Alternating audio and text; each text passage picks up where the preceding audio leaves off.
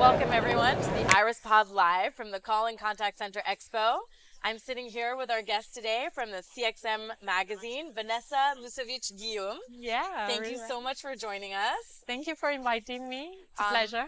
I walked by your stand earlier and saw this new review that you just launched on the new era of CX. Yeah.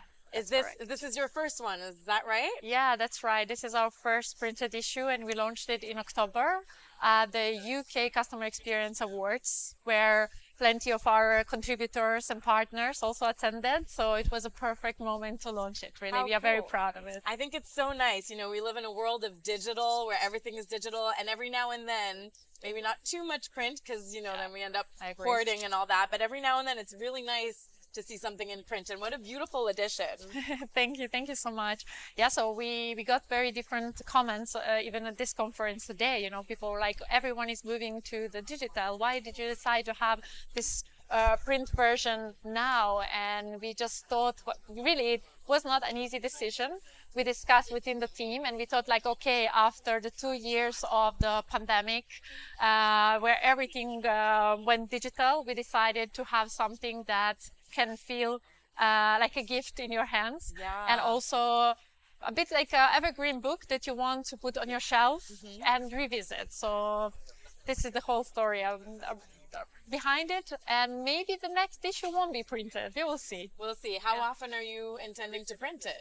For now, once a year. Once a year. Yeah. Okay, I feel like that's manageable. Yes. And it kind of goes in line with this trend that we have of going back to, even with music, to go back to vinyl, and we're seeing cassette tapes now, you know? Yes. So it's nice sometimes to go back to old school things. I agree. Right?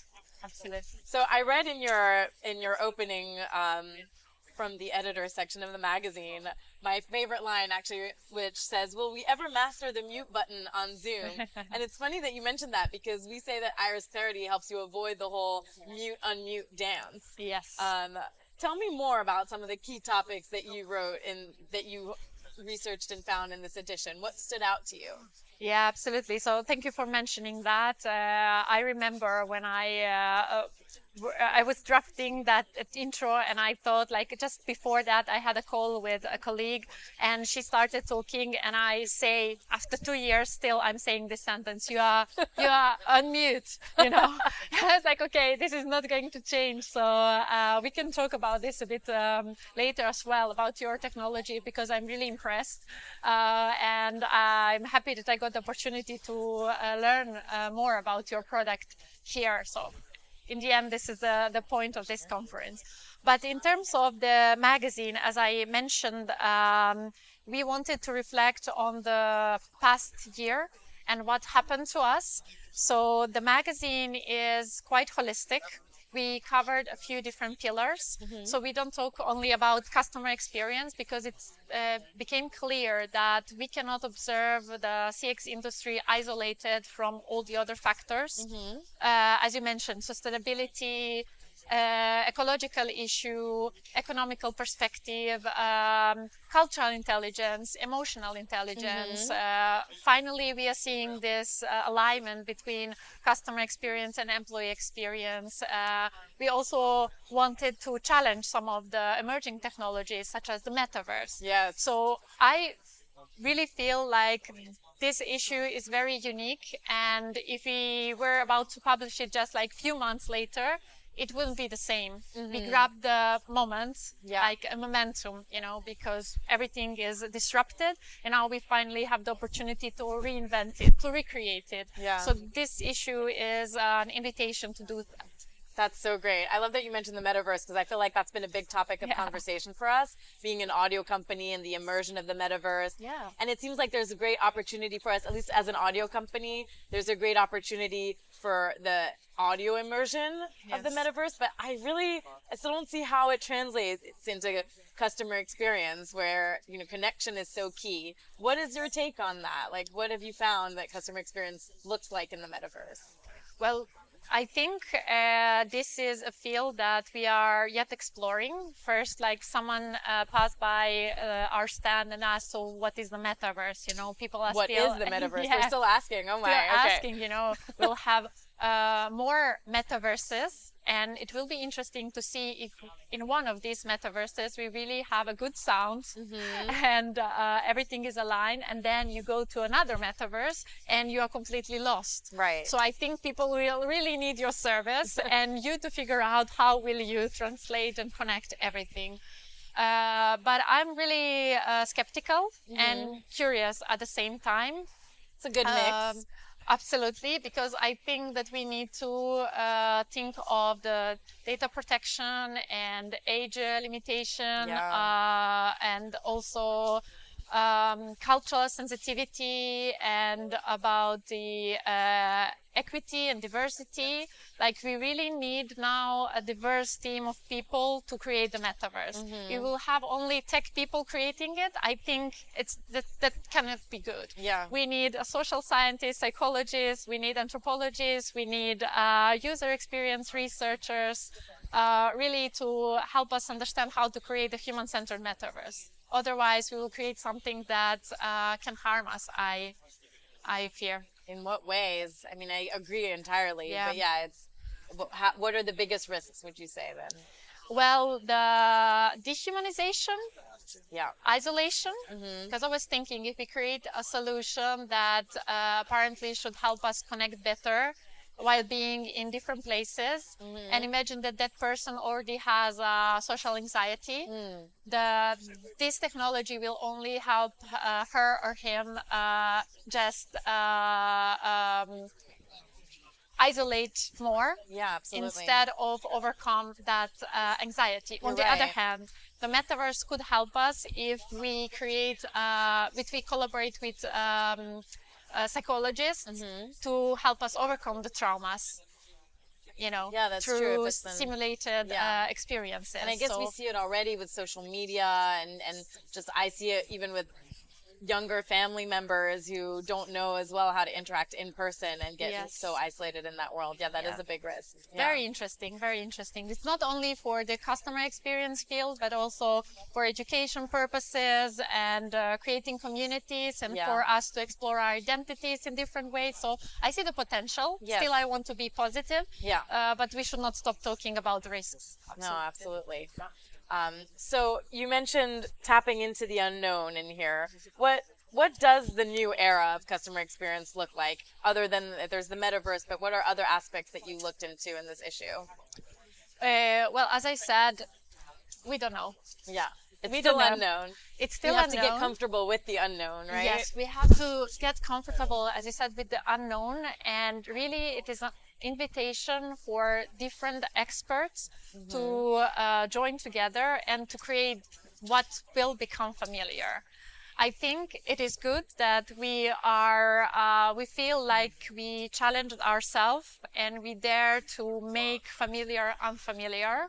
And now it's our turn to make this unfamiliar familiar again by creating more collaborative approach to the customer experience industry in general.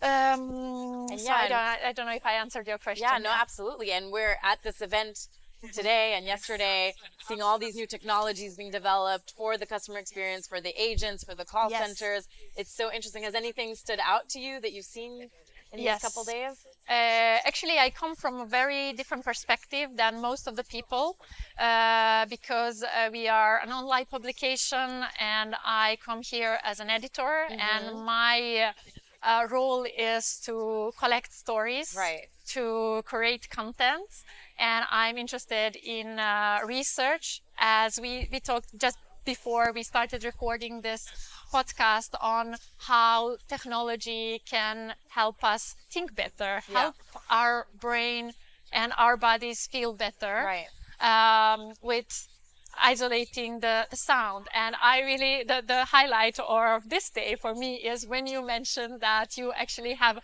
agents here who are having their calls. And I was thinking, okay, this event is great. It's a great place to learn, to see what kind of different solutions are there. But I really want to hear from agents. Does this work for you or not? You know, so I really love this.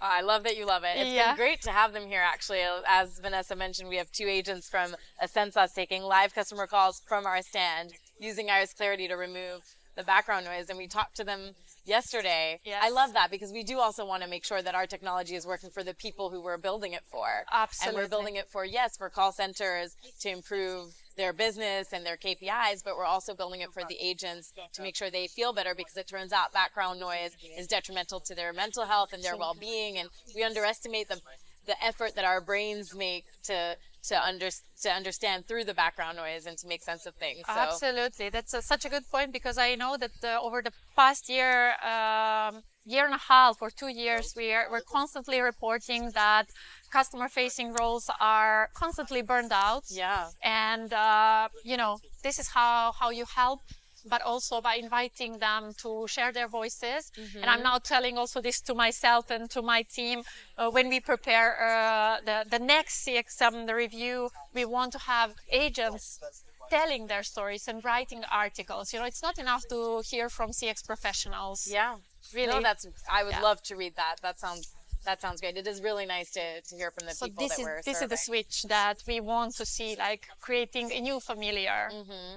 And I think I went to a talk yesterday, and we had Dave Darcy from Ring Central on our podcast yesterday as well. And his talk was all about how happy agents make happy customers, and the agents are the priority. So I think that is maybe one of the shifts that we're seeing in customer experience, and it's nice to see. Absolutely. That's why I mentioned that this alignment between customer experience and employee experience. Yesterday, I participated in a panel about the 4-day work week as something that has been proven to be functioning well now, and something that emerged as a trending program during the pandemic. However, then it comes with plenty of questions. Do you help your employees if you just reduce their working hours, but then when they come, they have way more to do and cover? Right. What are the real benefits and the challenges? And do people actually take that 4-day work week and not just work the extra time? Because I feel like in this digital world, we end up being connected all the time. And can we also implement it across different industries? Yes. But anyways, it's important that we have this conversation. Absolutely. And that we can find it in this magazine and also at this conference. Yeah, no, that's true. And I feel like, just to bring it back to the 4-day work week quickly, because customer experience and customer service, that's a 24-hour kind of necessity, right? You don't pick when you have a problem that you need to reach out to customer service for. So, I mean, I suppose the 4-day work week, you rotate between agents, right? And that would work. Yeah, but this is a challenge for exactly for our industry, for retail. How do you do it? And then the question is, okay, do we also need smarter solutions from the HR teams, and more in-depth research on employee engagement and productivity, while still keeping well-being in the center? It's not the point to be more productive.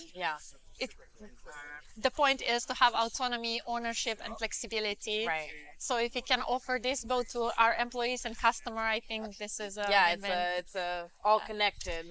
Someone delivered a presentation yesterday, I forgot, on total experiences, and this is probably the next thing. Overcoming that level of customer experience, customer service, employee experience, but bridging everything into a total seamless experience. Yeah, absolutely. No, I love that. I love telling the stories. We wrote a white paper earlier this year on the role of audio in a digital world, in an increasingly digital world. And as part of that, we surveyed agents and customers to tell that story better. So I'm eager to see what you guys come up with next. And thank you so much for joining us on the Iris Pod, Venesa. Thank you so much. I loved it. It's been a pleasure having you. It's a pleasure.